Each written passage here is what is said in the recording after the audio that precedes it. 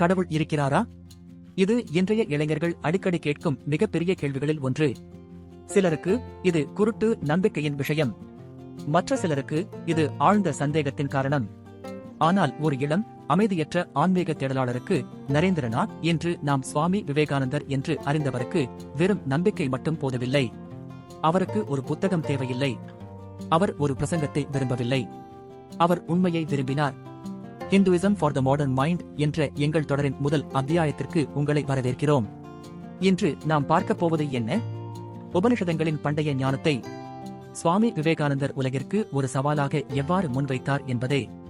அந்த சவால் என்ன?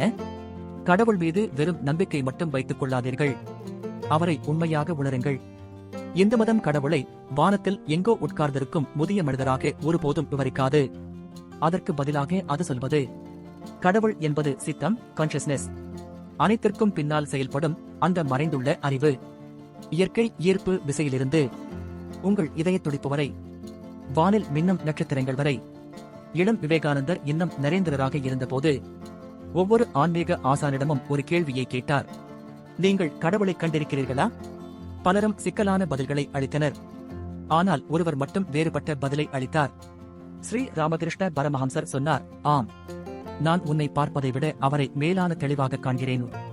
இந்த பதில் நரேந்திரனை ஆச்சரியப்படுத்தியது. அந்த நொடியில் அவர் ஒரு பெரிய உண்மையை உணர்ந்தார். கடவுள் ஒரு கோட்பாடு அல்ல, கடவுள் ஒரு அனுபவம். இந்த உண்மை அவருடைய வாழ்க்கையை முழுமையாக மாற்றியது. விவேகானந்தர் உணர்ந்தார், மதம் என்பது சில சடங்குகள் அல்லது கொள்கைகளின் தொகுப்பு அல்ல, அது ஆன்மாவின் அறிவியல்.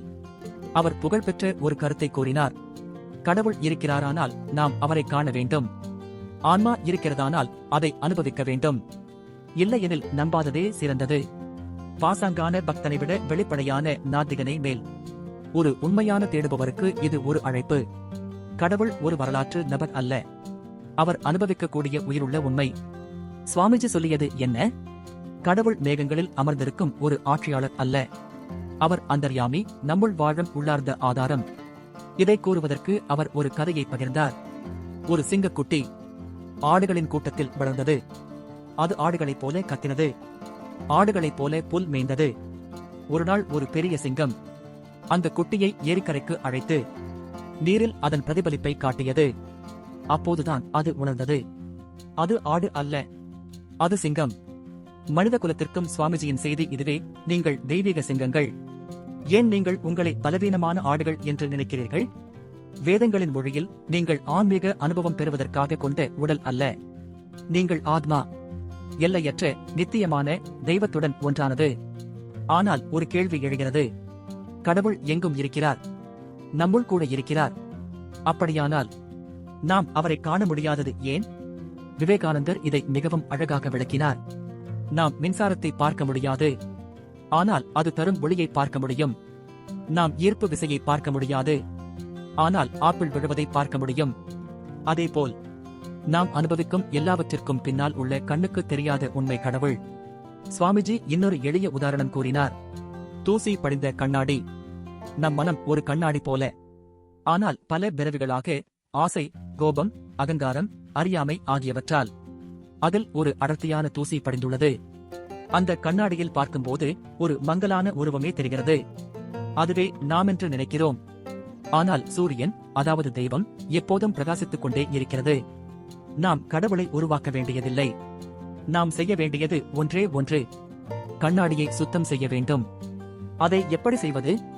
பக்தி, அன்பும் அர்ப்பணிப்பும், கர்மா, தன்னலமற்ற சேவை, ஞானம், சுய அறிவு, இவை எல்லாம் மனத்தின் தூசியை நீக்கும். சுவாமி விவேகானந்தர் கூறிய ஒரு அழகான உவமை. நீங்கள் உங்கள் கண்களை நேராக பார்க்க முடியுமா?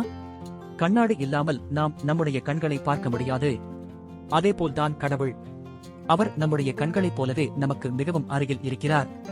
அவர் நம்முடையதே, ஆனால் நாம் அவரை நேராக பார்க்க முடியாது. நுண்ணோக்கி உவமை.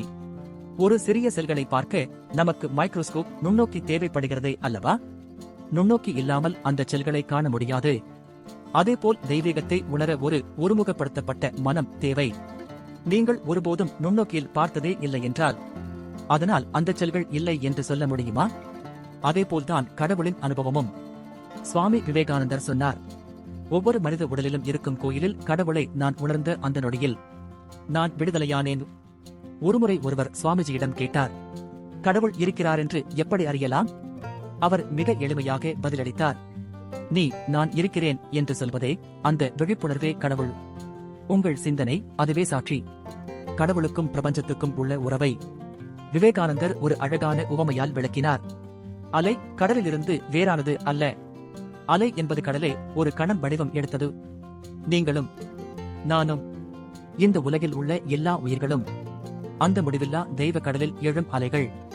ஒரு நாள் ஆழமான தியானத்திற்கு பிறகு விவேகானந்தருக்கு ஒரு அதிசயமான அனுபவம் ஏற்பட்டது. அவருக்கு உலகமே ஒளியாக கரைந்தது போல தோன்றியது. பின்னர் அவர் கூறினார், ஒவ்வொரு அணுவிலும் ஒவ்வொரு சுவாசத்திலும் நான் கடவுளையே கண்டேன். அதன்பின் அவர் அறிவித்தார், எனக்கு கடவுள் ஒரு உயிருள்ள உண்மை. நீங்களும் அவரை அனுபவிக்க முடியும். 1893ஆம் ஆண்டு சிகாகோவில் நடந்த உலக மத மாநாட்டில் விவேகானந்தர் கடவுளை பற்றிய இந்த பார்வையை உலகிற்கு முன்வைத்தார். அவர் சொன்னார், நீர் எங்கள் தந்தை, நீர் எங்கள் தாய், நீர் எங்கள் அன்பு நண்பர். அவர் கடவுளை ஒரு மதத்தின் சொந்த தெய்வமாக அல்ல, அனைத்து உயிர்களிலும் நிறைந்த பிரபஞ்ச ஆன்மாவாக வர்ணித்தார். அவர் அடிக்கடி சொல்வார், நம் இதயத்திலும் ஒவ்வொரு உயிரிலும் கடவுளை காண முடியாவிட்டால் நாம் அவரை எங்கே தேடப் போகிறோம்? அதனால் அவர் மக்களை ஊக்குவித்தார், ஏழைகளுக்கு சேவை செய்யுங்கள், பலவீனர்களுக்கு உதவுங்கள், மறக்கப்பட்டவர்களை உயர்த்துங்கள். அது தானம் அல்ல, அது வழிபாடு.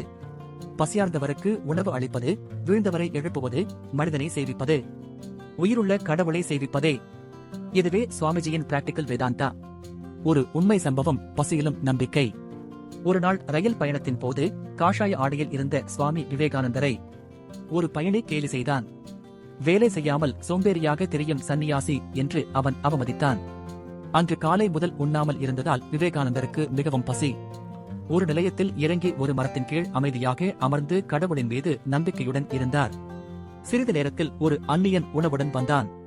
அவன் சொன்னான், நான் ஒரு கனவு கண்டேன்.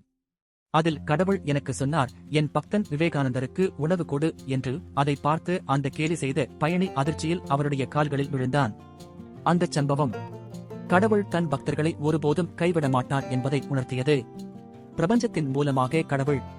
விவேகானந்தர் கூறினார், இந்த அகன்ற பிரபஞ்சத்தை பாருங்கள். எண்ணற்ற நட்சத்திரங்கள், ஆயிரக்கணக்கான விண்மீன் கூட்டங்கள், பெருங்கடல்கள், மலைகள் மற்றும் வாழ்க்கையை தாங்கும் 5 மூலதத்துக்கள், காற்று, நெருப்பு, நீர், ஆகாயம், மண். இவை அனைத்தும் ஒரு அறிவு இல்லாமல் உருவாக முடியுமா? அதனால்தான் சுவாமி விவேகானந்தர் கூறினார், இந்த முழு பிரபஞ்சமும் தெய்வத்தின் வெளிப்பாடு. இன்றைய இளைஞர்களுக்கான ஒரு எளிய செய்தி, நீங்கள் கண்மூடி நம்ப வேண்டிய அவசியமில்லை. பயம் கொண்டு கடவுளை தேட வேண்டியதுமில்லை. நீங்கள் செய்ய வேண்டியது ஒன்றே ஒன்று, உள்ளே பார்க்க வேண்டும். கடவுள் எங்கோ இல்லை. நீங்கள் சிந்திக்க, உணர, அன்பு செய்ய, கனவு காண உதவும் அந்த அறிவே கடவுள். சுவாமி விவேகானந்தரும் ஸ்ரீ ராமகிருஷ்ணரும் கூறிய இன்னும் பல ஆன்மீக சிந்தனைகளை அறிய விரும்பினால் இந்த தொடரை பின்பற்றுங்கள். Hinduism for the modern mind. Episode 2 நாம் பார்க்க போவது, இந்து மதத்தில் ஏன் இவ்வளவு கடவுள்கள்? இந்த வீடியோ உங்களை சிந்திக்க வைத்திருந்தால் லைக் செய்யுங்கள், ஷேர் செய்யுங்கள், சப்ஸ்கிரைப் செய்யுங்கள். ஓம் சாந்தி, ஓம் தத்சத்.